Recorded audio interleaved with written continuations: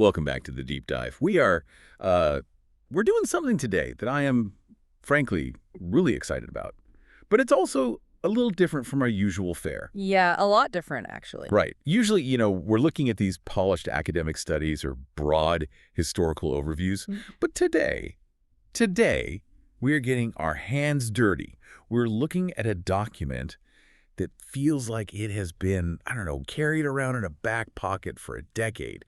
It's gritty, it's blunt, and it's incredibly specific. It really is. We are looking at a text simply titled The Steps, written by an author known only as Paulie. And to understand this document, you really have to understand the voice behind it, because this isn't a clinician writing from a sterile textbook. No, not This is a man with over 36 years of sobriety. He's a former Marine, and this is the part that really caught my attention, a martial artist. that combination right there. The Marine Corps discipline and martial arts philosophy applied to the 12 steps of Alcoholics Anonymous. It's a fascinating synthesis. So the mission for this deep dive, for you listening at home, is to unpack Paulie's specific interpretation. We aren't just reading the steps. We're looking at his commentary, his very specific definitions, and this wild connection he draws to Wu Wei Kung Fu. Exactly. And I think it's important to frame this right at the start. While this is absolutely rooted in recovery from alcoholism and addiction, Paulie presents it as a design for living. A design for living. Right. If you strip away the alcohol-specific language, what you are left with is a manual for deep self-examination, behavior modification, and spiritual growth. Basically, it's a guide on how to stop fighting reality. Stop fighting reality. That's a really good way to put it. Okay, let's unpack this. Because before Paulie even lets us get to step one, he forces us to stop and look at the dictionary. He really does. He redefines words we use every single day. And these definitions are foundational to everything else that follows in the document. The first one that hit me like a ton of bricks was his definition of the word time.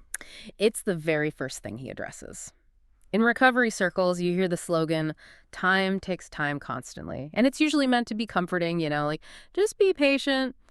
But Paulie flips it completely. He defines time as things I must earn. Things I must earn. That completely changes the energy of the phrase. It stops being passive like you're just waiting for a bus and it becomes active. It does. It becomes a job. He writes, "It took a long time for any of us to get sick, and it will take a long time for some of us to get well." He's establishing a law of equivalent exchange here. Right. You spent years investing in your sickness. You are investing money, energy, relationships, and time into destroying yourself.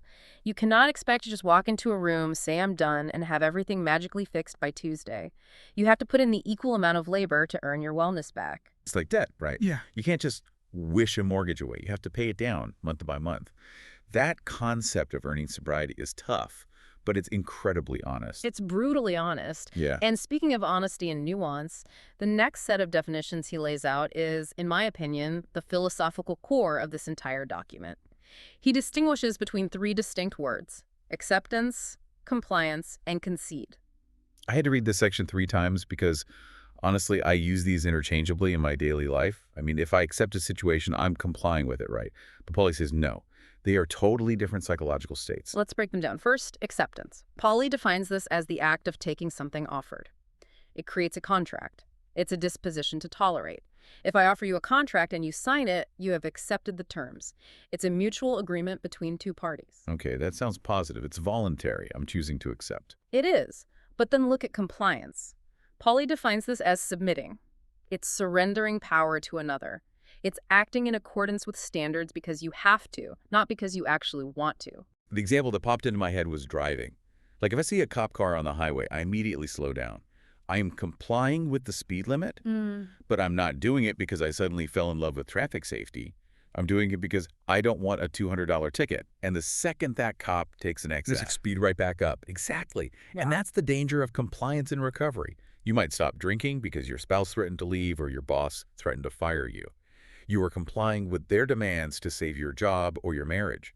But internally, you haven't changed at all. You're just waiting for the cop to leave. You're still fighting the rule. You're just hiding it better. Which brings us to the third word, the one Paulie says is the absolute key to this whole thing: concede. To concede is to give over, to acknowledge defeat, to admit failure before the end of the contest. Admit failure. In a Marine's vocabulary, that has to be the ultimate dirty word, right? Why is he pushing so hard for failure? Because in the context of addiction, you are fighting a war against a chemical and a mental obsession that is quite frankly stronger than you are. If you keep trying to win, to control your drinking, to manage it, to wrestle it down to a manageable level, you will die. The only way to survive is to stop the war entirely. So conceding isn't losing in the traditional sense. It's more of a strategic withdrawal. It's even deeper than a withdrawal. It's the total abandonment of the fight. If you comply, you're saying, I'll stop for now, but I still think I could handle a drink later. If you concede, you're saying, I am beaten. I cannot win this game. I am walking off the field. And Paulie's point, and this is the great paradox of the steps, is that conceding defeat is the only thing that creates the space for a new power to come in. You can't be saved if you still think you can save yourself. Oh, wow. That is a crucial shift in perspective. It's the absolute death of the ego. So, with that foundation laid, that we have to earn our time and we have to concede the fight completely, let's jump into section 1, the foundation. Steps 1, 2, and 3. Right. Paulie categorizes these 3 steps very clearly: the physical, the mental, and the spiritual. Let's start with step 1.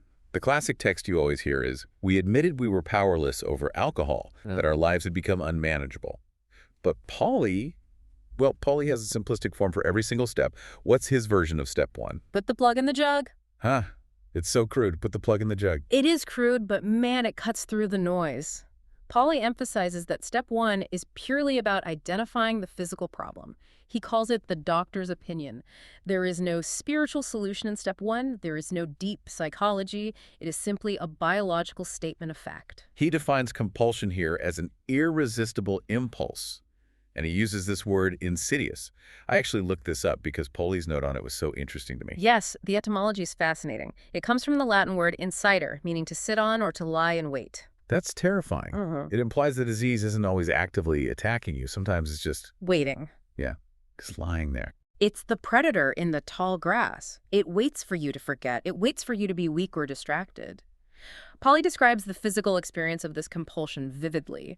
He says, I have a physical body that when I ingest any kind of mind-altering drug, I am driven to take more. That's that allergy concept we hear about, the idea that once the chemical hits the system, the person loses the physical ability to choose whether they stop or not. Exactly. The driver is forced to take more until they physically can't.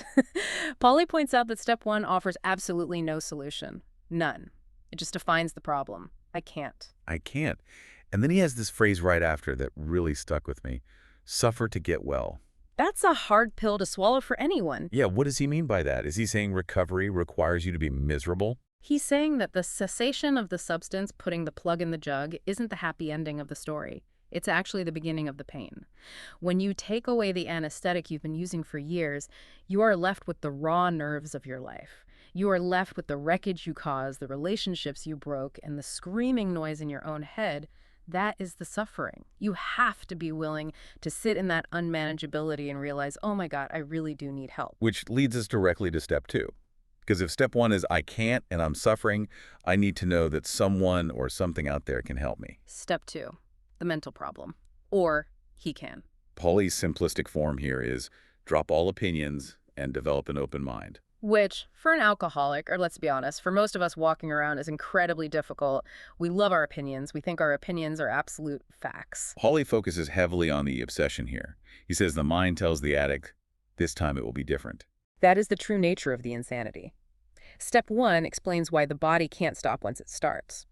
But step 2 explains why the mind picks up that first drink, even when it knows the result will be total disaster. The mind betrays the person. It deletes the memory of the pain and replaces it with the fantasy of relief. So if my own mind is broken, if my thinker is broken, as I say, I can't exactly use my mind to fix my mind. Precisely. You need a new power source. And Paulie is very pragmatic about this power greater than yourself concept. He says, use the club, use a person who is sober, use a doorknob if you have to. Just find something that isn't you. Because you are the one who drove the car into the ditch in the first place. Correct. You need a new driver. And he has a catchphrase here that I think sums up the relationship perfectly. He says, without a power greater than myself, I can't. Without me, this power greater than myself won't. Without me, he won't. That requires active participation. It's not just sitting back on the couch and waiting for a miracle to hit you like lightning. It's a partnership. Step 2 is simply the belief that help is possible. He can. So we have, I can't for step 1, he can for step 2. And that brings us to step 3, the spiritual solution. Or, as Paulie summarizes it, I think I'll let him. I think I'll let him. I really love that phrasing. It sounds almost casual, but it's arguably the biggest decision of a person's life. It is. Paulie defines made a decision as making up his mind to turn his will, which he defines as his thoughts, and his life, which he defines as his actions, over to that higher power. And he redefines surrender here, too. We talked about conceding earlier, but here he says surrender isn't defeat. He says surrender is to join the winning team. That's a brilliant reframe, especially for someone with a military background like him. Think about it. If you are in a foxhole fighting a losing battle, you are going to die. But if you look across the battlefield and see an army that is winning, an army of sober, happy, free people, surrendering to them isn't losing, it's surviving, it's strategic. You are joining the victors. And the realization he comes to is simple but profound. The only thing I have to know is that there is a guillotine and it's not ME. And that it's not me part is the absolute key. Paulie says step 3 relies on step 1 and 2 being totally accepted.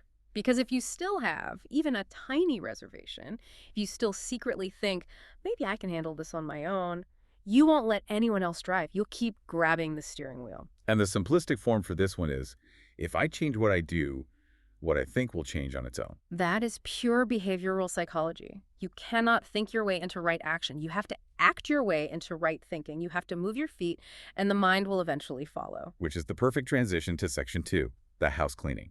Because now that we've decided to let a higher power drive and we've joined the winning team, we suddenly realize the car is filthy. It's an absolute disaster zone. Steps 4 through 9, this is where the actual grueling work begins. Step 4, the inventory, or review my life on paper. Paulie calls this taking the medicine. Because nobody likes the taste of it, it's painful. We have to uncover the causes and conditions. He lists the standard things you'd expect.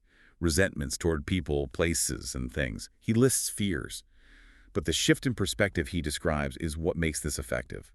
He says, we list what happened, but then we have to look for where I was at fault. That's the pivot. The natural human tendency is to just write a list of grievances. My boss was mean. My wife didn't understand me. The world is fundamentally unfair. That's just complaining. Paulie says we have to look for where I was selfish, dishonest, self-seeking, and frightened. Why those 4 things specifically? Because those are the core manifestations of the ego. Selfishness wanting everything for me. Dishonesty lying to get it or to keep it. Self-seeking, manipulating others to serve my needs. Fear, the root of it all, really. The fear of losing what I have or not getting what I want. Paulie says we are looking for where self-reliance totally failed us. We are identifying the exact things that drive a person to drink. We aren't bad people trying to get good. We are sick people trying to get well, and these are the symptoms of the sickness. And once that list is made, and I imagine that's a genuinely terrifying list to look at, you can't just burn it. You have to share it. Yeah. Step 5, the confession. Reveal myself to someone. Coming out of hiding, as Paulie puts it, facing God, oneself, and another human being. And here's one of my absolute favorite lines in the entire text. It's just so perfectly Paulie. I know exactly which one you mean. I must learn to lose my face to save my ass. Lose my face to save my ass. It's blunt, it's crude, and it is 100% accurate. Let's unpack that a bit. Losing face, that's about reputation. It's about the mask. We all wear a mask out in the world that says, I'm fine, I'm in control, I'm a good person. The alcoholic wears a very thick, heavy mask to hide the absolute chaos inside. Paulie is saying that the effort to keep that mask on to save face is literally what kills you. The secrets make you sick. To save your ass, to save your actual life, you have to be willing to take the mask off. You have to be willing to look bad. You have to be willing to sit across from another human being and say, I stole this. I lied about this. I was terrified here. It's the ultimate act of vulnerability. And humility. Paulie says the purpose is to gain a healthy perspective.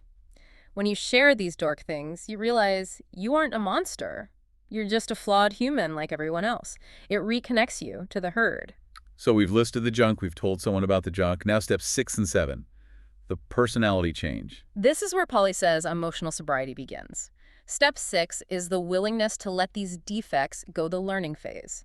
Step 7 is the asking to have them remove the practice phase. He calls step 6 the learning of new behavior and step 7 the practice of new behavior. And he makes a really important distinction here between humility and humiliation. This is crucial because a lot of people balk at step 7. They think humbly asked him to remove our shortcomings means groveling in the dirt. Paulie says no. Humiliation is public shame. It's feeling less than. Humility is just accuracy. Accuracy. How so? It's a realization of smallness without loss of respect. It's like looking at the Grand Canyon and realizing you are small. You don't feel humiliated by the Grand Canyon. You feel humble. You realize you aren't the center of the universe. And for an addict, that's a massive relief, not a punishment. And he drops this quote, which feels like the thesis statement for this entire section. The man I was will drink again. The man I am becoming will not. That is a powerful statement of transformation. It acknowledges that you can't just patch up the old version of yourself. The old version was quite literally designed to drink. The old version couldn't cope with life. You have to evolve into a completely new species of person. And again, he hits on that behavioral note. God operates, and I cooperate. So we're changing our personality. But we still have a huge mess to clean up in the real world. We left a trail of destruction. Steps 8 and 9. Restitution. Step 8 is making the list of people we harmed. And step 9 is actively making those amends. Paulie notes on step 8 that forgiveness is tricky. He says forgiveness is not to be given, it is to be received. That sounded entirely backwards to me at first. Usually we talk about giving someone our forgiveness. True, but think about the power dynamic there. If I say, I forgive you, I am positioning myself, standing above you. I am the judge, dispensing mercy. Paulie suggests that real spiritual growth comes when we identify with the offender, when we realize, I have hurt people exactly like you hurt me. When we realize that the battleground is removed, we don't grant forgiveness. We enter a state of forgiveness. We receive it because we are no longer holding on to the judgment. That's deep. It completely levels the playing field. And for step 9, direct amends, he talks about prudence. The ability to take the right means to reach the given end. Basically, don't make a new mess while trying to clean up an old one. Exactly. Don't destroy a family just to clear your own conscience. If confessing an affair is going to hurt your spouse more than it helps, you don't do it just to feel better about yourself. That's selfish. But the quote that really struck me in step 9 is about money. He says, I must remember that they do not want my money. They want their money. I love that line. They want their money. It's so cutting. It completely removes the narcissism of the addict. The addict thinks, look at me, I'm turning my life around, I'm paying you back, aren't I a good boy? And Paulie says, no, you stole that money. Or you borrowed it and didn't pay it back. It belongs to them. You aren't giving them a lovely gift, you are paying a debt. It forces you to realize that basic honesty isn't heroism, it's just normal. It's baseline human behavior. So we've cleaned house, we've faced our past, we've paid our debts. Now we move to section 3, maintenance, steps 10, 11, and 12. Or, as Paulie might say, how to stay alive. Because the disease is insidious, remember, it's lying in wait. If you stop working, it comes right back. Step 10, vigilance, or simplistic form, keeping in touch with myself. Paulie points out the specific wording here. Continue to take personal inventory, and when we were wrong, promptly admitted it. When, not if. Exactly. It implies we will be wrong. Constantly. Step 10 gives us permission to be imperfect. We don't have to be absolute saints. We just have to be aware. We take a continuous inventory. It's like checking the gauges on a car dashboard while you drive. You don't wait for the engine to physically explode. You check the temperature gauge every few miles. And Paulie adds a warning here. People that don't come to meetings never find out what happens to people that don't come to meetings. That's ominous. It sounds like a straight-up threat. It's an observation of reality. If you drift away from the herd, you don't see the others who drifted away and relapsed. You don't see the jails, the institutions, and the death. You lose your healthy fear of the disease because you aren't watching it happen. Then step 11, the spiritual anchor. Simplistic form, examining the God issue. Paulie describes a fascinating progression here called the final transfer. Yeah, walk us through this. This seemed like a very structured way to view trust. So when a person first comes into recovery, they are usually incapable of trusting God or trusting themselves. So the first transfer is to a sponsor. I trust you because you are sober. The second transfer is to the group. I trust this room full of people. The third transfer is to the AA philosophy. I trust the book. But for the long, long pull, Paulie says you have to make the final transfer, leaning entirely on the God of your understanding. Why is that final step so necessary? Why isn't the group enough? Because sponsors move away or they relapse. Groups have interpersonal drama or politics. The philosophy can feel dry on a bad day. But that internal connection, that spiritual anchor, is portable and it's permanent. If you don't have that, you are incredibly vulnerable when the human elements inevitably fail you. And he has a line here that perfectly encapsulates that trust. God did not save me from drowning to kill me on the beach. Wow, that's a phenomenal line. It speaks to the anxiety of early sobriety. Like, okay, I'm sober, but now how do I pay rent? Yeah. How do I deal with my ex? Paulie's saying, look, you were drowning. You were saved. Do you really think the universe went to all that trouble just to let you starve on the sand? Trust the process. And he frames the shift in step 11 as moving from pills and medication to prayer and meditation. It's a substitution of coping mechanisms. Instead of reaching for a chemical to change how you feel, you reach for a spiritual tool. Finally, step 12, service. Pass it on. I give it away to keep it. It's the central paradox of recovery. You cannot keep your sobriety unless you freely give it to someone else. And Paulie has a riddle here that I think is just brilliant. What is a good man? A bad man's teacher. What is a bad man? A good man's work. It's so Taoist, it dissolves the judgment between the sponsor and the newcomer. The good man, the sober one, isn't better. He desperately needs the bad man, the struggling alcoholic, because helping him is the only way the good man stays sober. The bad man provides the work. The good man provides the teaching. It's a symbiotic relationship. They literally save each other. So that's the 12 steps, according to Yeah. Paulie. And honestly, if the document ended there, it would be a great interpretation. Mhm. But it doesn't end there. We have to talk about section 4, Wu Wei Gung Fu. This is where Paulie's background really shines. He brings in this ancient concept that you almost never see in Western recovery literature. He was a Marine, a martial artist, and he connects recovery to Wu Wei. What exactly is Wu Wei? Wu Wei translates from Chinese roughly to non-forcing or effortless action. Now, Paulie is careful to say it's not laziness, it's not sitting on the couch eating potato chips, it's acting without inner resistance. The metaphor he uses is water flowing around a rock. Right. Water doesn't stop and argue with the rock, it doesn't get angry at the rock for being in the way, it flows around it, it reaches the ocean by yielding, not by smashing. And he compares this to Gung Fu. Gung Fu or Kung Fu literally means skill developed through patient, hard practice. Paulie says early sobriety is Gung Fu. It is discipline, it is extreme effort, it is I must not drink, it's marching orders. You are fighting the addiction with everything you have. But you can't fight forever. Exactly. You'll get tired, you'll resent the effort. Paulie says later sobriety, that emotional sobriety we talked about, must become Wu Wei. It must become natural choices, calm responses, flowing with life rather than constantly fighting it. He contrasts forcing with Wu Wei. Forcing is I must be perfect. Wu Wei is just stay sober today. Forcing is I have to fix my wife's opinion of me right now. Wu Wei is I will be kind today and let her think what she wants. I love the practice he suggests. It's so simple. He says, when tension appears, when you feel that tightening in your chest, pause. Ask, what is the next natural step? Yeah. And do only that. Do only that. Stop forcing the rest. It's about conserving your energy. If you are constantly fighting your own life, trying to manipulate outcomes, trying to make people like you, you will exhaust yourself. And when an alcoholic gets exhausted, they drink. If you flow with life, accepting reality exactly as it is, you can sustain it indefinitely. Flow, don't push. It sounds so simple, but for an addict who is used to manipulating outcomes and controlling everything, that's revolutionary. It is the ultimate surrender. It's trusting that the river knows where it's going better than you do. Now, we need to touch on section 5, lineage and drink time. Paulie lists a very specific history of names. Yes. He traces the message from Carl Jung, the famous psychologist, to Roland H., to Ebby, to Bill Wilson, Dr. Bob, all the way down through California. John, Ed, to himself, Paul Marrero, and then to the people he sponsors. Why does he do this? Is it bragging? Like, look who I'm connected to. Not at all. He says explicitly, lineage doesn't guarantee quality.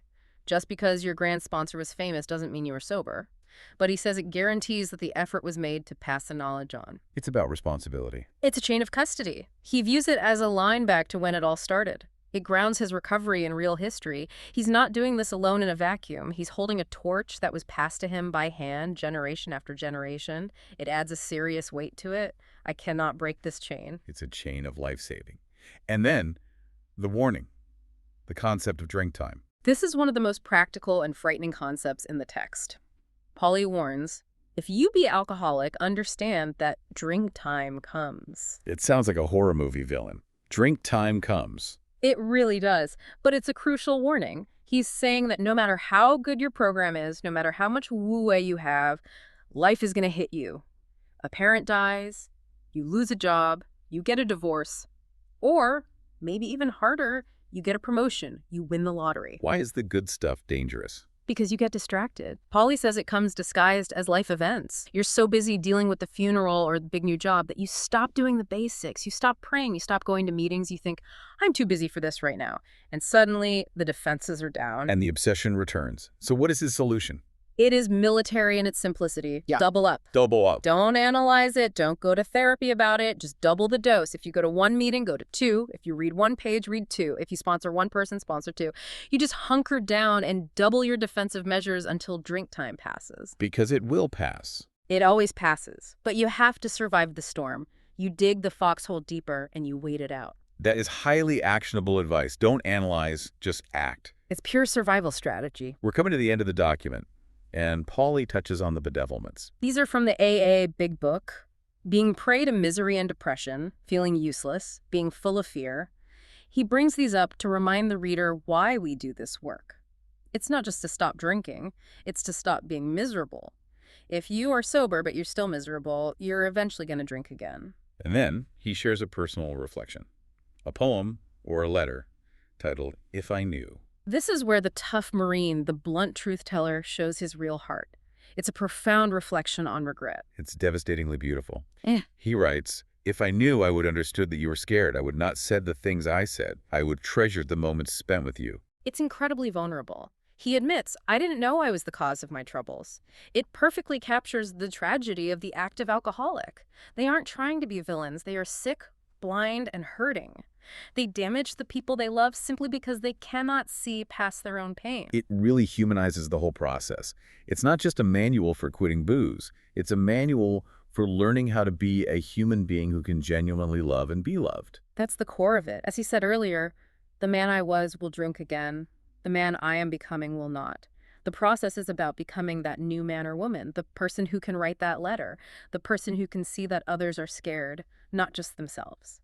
So what does this all mean for us? Even if you listening right now aren't in recovery, Paulie's design for living is incredibly powerful. Face facts, drop opinions, clean house, make amends, flow, don't force. It's a complete roadmap for maturity. It's how to grow up. And I think the Wu Wei challenge is something everyone listening can try right now. Row, don't push. I'd ask you listening to identify one area in your life right now where you are forcing things.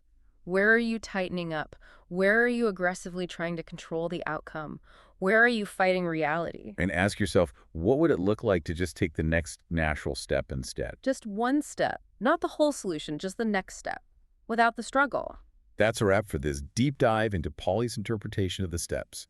It's like a whole lot to digest, but remember, time takes time. You have to earn it. One day at a time. Thanks for joining us. We'll see you on the next one.